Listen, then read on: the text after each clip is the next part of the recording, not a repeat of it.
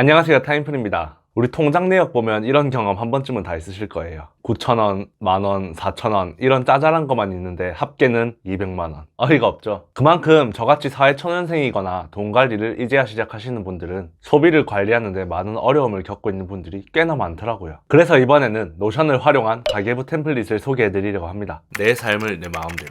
타임프리. 먼저 템플릿을 간단하게 보여드려야겠죠. 가계부는 크게 메인 페이지, 내 지갑, 월별 관리 세 덩어리로 되어 있습니다. 이 세 가지 페이지는 서로 유기적으로 관리되고 있기 때문에 우리는 소비 기록만 잘 적어주면 됩니다. 먼저 메인 페이지에서는 그날의 소비 기록을 입력하고 확인할 수 있고요. 내 지갑 페이지에서는 어떤 계좌를 사용하고 있는지, 각 계좌별 잔고가 얼마나 남았는지 한눈에 확인할 수 있습니다. 마지막 월별 관리 페이지에서는 한 달 단위의 소비 기록을 체크할 수 있고 고정 비용까지 놓치는 부분 없도록 한 번에 관리를 할 수 있게 만들었습니다. 근데 이렇게 보고 나면 이런 질문을 하실 수도 있어요. 이미 좋은 가계부 어플들이 많이 나와 있는데 이걸 굳이 써야 하는 이유가 뭔가? 그 이유는 바로 불편함 때문입니다. 우리가 흔하게 볼 수 있는 가계부 어플들은 너무 좋은 기능을 많이 가지고 있어요. 문자나 카드 내역을 알아서 다 가져와서 가계부에 기입해줍니다. 그리고 소비 패턴도 분석해주고 계산 방법까지 한 번에 다 알려줍니다. 이 모든 게 다 자동이에요. 근데 저는 이 자동이라는 부분이 양날의 검이라고 생각합니다. 소비 습관을 바꾸기 위해서는 내가 나의 상태를 잘 알고 깨달아야 한다고 생각해요. 그런데 이걸 모두 자동으로 해버리면 분석은 정확하겠지만 내가 진짜 깨달을 수 있을까요? 적어도 저한테는 그렇지 않더라고요. 그럼 이 노션 가계부를 쓰면 달라지나? 이 가계부는 스스로 매일매일 자기의 소비를 입력해야 합니다. 이게 분명 가장 큰 단점이고 귀찮은 부분이 될 거예요. 그치만 내가 어떻게 소비하고 있는지 하나하나 자세하게 아는 것뿐만 아니라 매일매일 내 소비를 기록하고 고민하면서 깨달을 수 있다고 생각합니다. 오히려 불편하고 귀찮기 때문에 내 소비를 한 번 더 생각할 수 있는 시간을 만든 거죠. 그래서 저는 이 가계부를 이렇게 사용하길 추천드려요. 저같이 소비에 대한 개념이 잘 안 잡혀있고 소비 습관을 바꾸고 싶으신 분들은 일단 노션 가계부를 한번 활용해보세요. 직접 하나하나 적고 곱씹어 보면서 반성하고 개선하는 겁니다. 그리고 나서 내 소비 습관이 조금 좋아졌다 라고 생각이 들 때쯤 자동화된 어플을 사용해서 간단하게 파악하는 겁니다. 그때는 굳이 귀찮은 일을 하면서 시간을 낭비할 필요가 없을 테니까요. 그러니 이 노션을 활용한 가계부는 당장 조금 귀찮더라도 소비 습관을 조금 확실하게 바꾸고 싶으신 분들께는 더 유용한 템플릿이 될 수 있을 것 같습니다. 그럼 자세한 가계부 사용법을 알려드리겠습니다. 처음 템플릿을 딱 가져가게 되면 샘플 데이터가 들어있겠죠. 그 데이터를 지우는 방법을 먼저 알려드릴 겁니다. 이 방법은 혹시 내가 가계부를 초기화할 일이 생겼을 때도 똑같이 적용되는 방법입니다. 메인 페이지에서 전체 데이터 메뉴에 들어갑니다. 여기서 토글을 다 열어보면 가계부에서 사용하는 모든 데이터베이스들을 확인할 수 있습니다. 이 데이터들을 전부 다 삭제해 주시면 되는 거예요. 단 데이터베이스가 아니라 데이터를 삭제해 주셔야 됩니다. 삭제는 드래그하고 딜리트, 드래그하고 딜리트. 간단하죠? 자, 그럼 다시 메인으로 돌아가서 가계부 초기 세팅을 시작해 보겠습니다. 복잡해 보일 수 있지만 딱 두 가지만 설정해주면 됩니다. 내 지갑 페이지랑 월별 관리 페이지. 그럼 내 지갑 페이지 먼저 설정해 볼게요. 심지어 여기도 사용하기 쉽게 계좌 카드 생성 메뉴를 미리 만들어 뒀습니다. 새로 만들기를 클릭해 주시고 값을 하나씩 채워 주시면 됩니다. 은행, 유형, 초기 잔액, 지금 계좌에 얼마가 있는지, 계좌 번호, 이미지까지. 이미지는 구글에서 원하는 이미지를 다운받아서 사용하시면 됩니다. 그리고 마지막에 입력 완료까지 해주시면 정상적으로 생성된 게 보이시죠? 그럼 저는 템플릿을 소개하기 위해서 몇 가지 더 만들어 보겠습니다. 이렇게 페이부터 카드, 주식 서비스까지 여러분이 가진 자산들을 추가해 주시면 됩니다. 혹시 아까 이미지를 넣기 귀찮으신 분들은 이렇게 표를 통해서 보게 되면은 간단하게 확인을 할 수 있기 때문에 굳이 이미지를 안 넣고 표로 확인해 주셔도 됩니다. 그럼 자연스럽게 왼쪽 상단에 내 전체 자산까지 증가된 걸 확인할 수 있죠. 벌써 끝입니다. 다시 메인으로 돌아가서 월별 관리 페이지를 설정해 보겠습니다.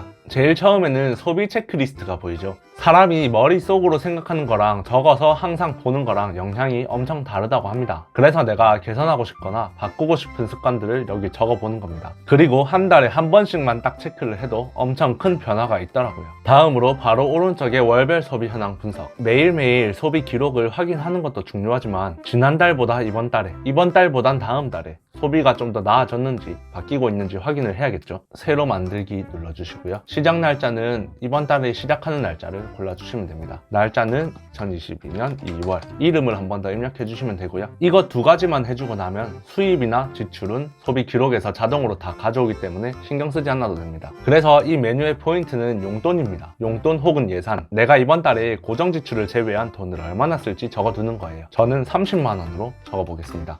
마찬가지로 여기 용돈 지출이다 용돈 사용 그래프도 내 소비 기록에서 자동으로 가져와서 그래프의 현황을 나타내 줄 겁니다. 숫자도 좋지만 이렇게 그래프로 한눈에 확인할 수 있어야 더 좋겠죠. 마지막으로 가장 아래 고정비용. 소비 기록이 관리가 안 되는 사람들은 돈을 많이 쓰기도 하지만 고정적으로 내가 써야 하는 비용을 놓치고 있는 부분이 되게 많더라고요. 이렇게 전부 적어 놓고 봐야 비용을 줄여도 되는 거라든지 없애도 되는 게 눈에 잘 보이게 됩니다. 그럼 여기도 한번 채워보겠습니다. 새로 만들기, 분류는 급여, 고정비 항목, 월급, 입금 계좌는 아까 내 지갑에서 만든 것 중에 선택해 주시면 됩니다. 입금일, 금액, 고정 금액은 이 금액이 변동이 되는 금액인지 아니면 고정되어 있는 금액인지 골라주시면 됩니다.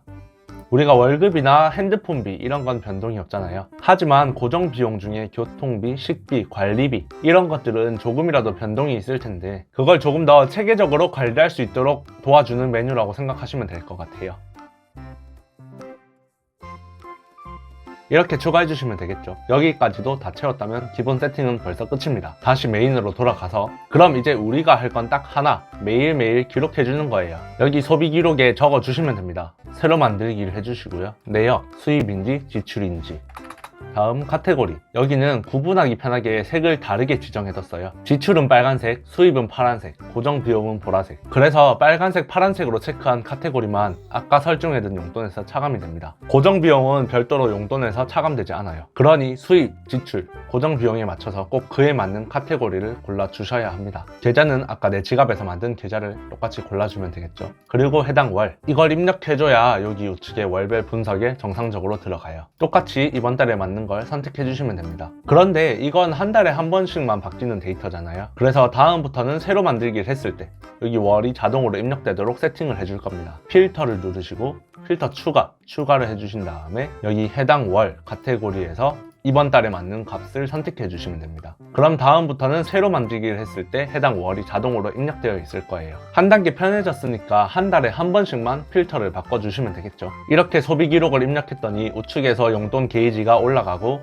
내 자산은 8,000원 깎였을 겁니다. 그리고 아래 달력에도 정상적으로 표시가 된 걸 볼 수 있습니다. 이거 두 개는 방금 새로 만들기 했던 거니까 지우도록 할게요. 다시 위로 올라와서 그럼 소비 기록은 이렇게 입력하면 끝인데 아래 계좌 전송 기능은 뭐냐? 우리가 계좌에서 계좌로 돈을 보내기도 하잖아요. 그런데 이 메뉴를 따로 두지 않으면 그것도 똑같이 소비 지출로 잡히게 되더라고요. 그래서 만들었습니다. 또는 카드 값을 납부하기 위해서 사용하고 있습니다. 눈치 빠르신 분들은 벌써 아시겠지만 내 지갑에 계좌뿐만 아니라 카드까지 만들 수 있어요. 그리고 소비 기록을 입력할 때 계좌를 선택하면서 당연히 카드도 선택할 수 있겠죠. 그래서 카드 값을 내야 하는 날이 오면 이 또한 중복으로 지출되지 않도록 계좌 전송 기능을 이용해 줄 겁니다. 먼저 다른 계좌로 보내는 걸 보여드릴게요. 새로 만들기를 눌러주시고 계좌 전송 2만원을 보내보겠습니다. 농협에서 카카오페이로 2만원을 보내도록 하겠습니다. 카카오페이에 아까 15만원이 있었는데 17만원으로 늘어난 것을 볼 수 있을 거예요. 이렇게 계좌 간에 돈을 보낼 때 쓰시면 되고요. 또 카드 값을 납부해 보겠습니다. 새로 만들기 카드 값.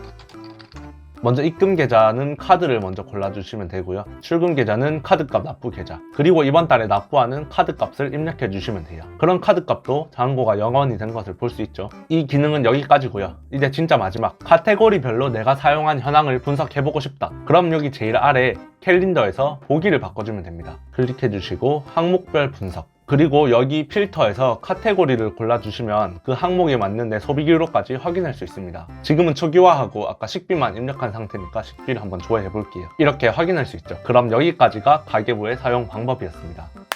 어때요? 처음 봤을 때는 복잡해 보여도 설명 듣고 나니까 별거 없죠? 그래도 제 설명이 부족해서 이해가 잘 안 되시는 부분이 있다면 댓글에 달아주시면 칼같이 답변해 드릴게요. 우리 다 같이 가계부 쓰면서 소비 습관도 고치고 부자가 되길 응원하겠습니다. 템플릿 링크는 아래 영상 설명에 있으니까 가져가시면 되고요. 끝까지 시청해 주셔서 너무너무 감사합니다. 오늘도 좋은 하루 보내세요.